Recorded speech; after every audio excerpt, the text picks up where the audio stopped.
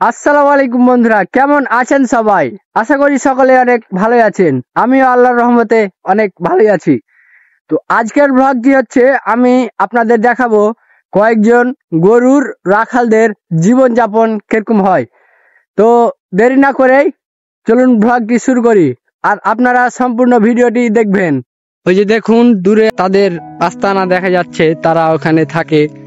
অনেকটা পথ পাড়ি দেওয়ার পর আমি অবশেষে চলে এলাম আমার সেই গন্তব্য স্থানে। তো আপনারা সাথেই থাকুন এবং ভিডিওটি উপভোগ করুন। আসসালামু আলাইকুম চাচা, কেমন আছেন? ওয়ালাইকুম সালাম, ভালো আছি। আপনারা যে এখানে আছেন, আপনারা কতদিন পর্যন্ত আছেন এখানে? এটা মোটামুটি 2 মাস। 2 মাস। আচ্ছা, আপনাদের এখানে কতটি গরু আছে? গরু আছে মোটামুটি 300 300 মতো। 300 মানে 300-র উপরে ধরেন। তো আপনারা এখানে খাবার দাবার কিরকম খান? যা জুটে কিনে টিনে আসি তাই খাই। মানে ভালো মন্দ সবকিছু হয় নাকি? হ্যাঁ, সবকিছু হয়। পাঁচ রকম হয়। আপনারা যে এখানে থাকেন, তো আপনারা বাড়িতে কতদিন থাকেন আর মাঠে ঘাটে কতদিন থাকেন? মাঠে থাকি 10 মাস আর 2 মাস থাকি। মানে 1 বছরের মধ্যে আপনারা 10 মাস থাকেন মাঠে আর 2 মাস থাকেন বাড়িতে। 2 মাস বাড়তে 8 মাস বাইরে। তো আপনাদের খাবার দাবারের কোনো সমস্যা হয় না? না, কোনো সমস্যা হয় না।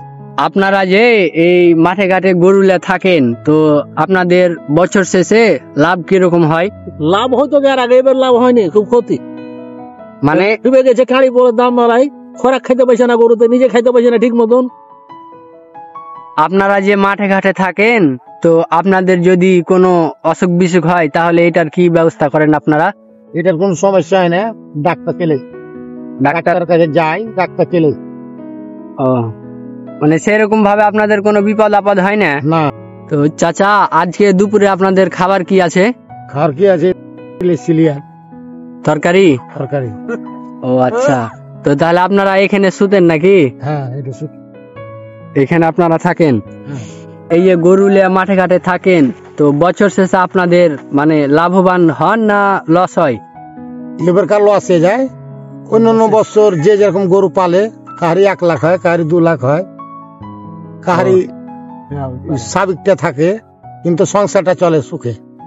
মানে আপনাদের দেখা যাচ্ছে যে এই অন্যান্য বছরের চাইতে এই বছর লস গেছে। এবারে লস গেছে। মানে অন্যান্য বছরে যেগুলাতে লাভ হয় সেগুলাতে কত করে লাভ হয়? যে যেরকম গরু পালে, কাহারি 2 লাখ হয়, কাহারি 1.5 লাখ হয়, কাহারি 1 লাখ হয়, সংসারটা চলে সুখের ভাবে। আপনি যে এই গাইটা দুইছেন, তো এই গাইটার দুধ কতটি করে হয়?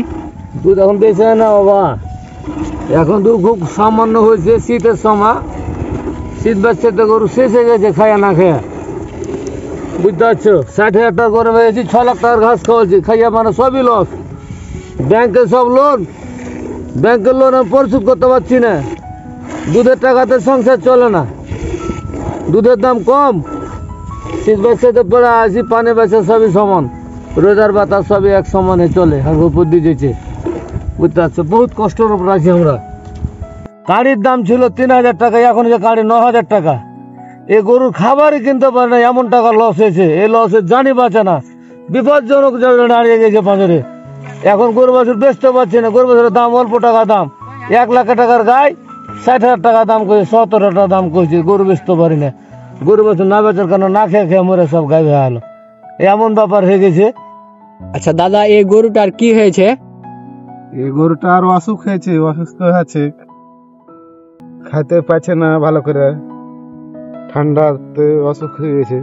বন্যায় হলো ডুবে গেছে ব্যাগ, ধান কালাই টালাই সব। আমরা কি করব? আমরা কোন ধার বিলে লেসছি, লেসে গরু বাছুরের অবস্থা কাহিল হয়ে গেছে। আমরা কিছু কিনে খাইতে পাচ্ছি না, মানে না খাওয়ার জন্য এই গরুটার এরকম অবস্থা নাকি? এরকম অবস্থা, অসুস্থ হয়ে গেছে। আপনারা দেখলেন, সবই শুনলেন, তাদের জীবন কাহিনী কিরকম হয় এবং তাদের কতটা কষ্ট হয় এই মাঠে ঘাটে থাকতে। তো ভিডিওটি ভালো লাগলে অবশ্যই আপনারা একটা লাইক, কমেন্ট এবং শেয়ার করে দিবেন। আর হ্যাঁ, অবশ্যই পেজটাকে ফলো করে দিবেন। ধন্যবাদ।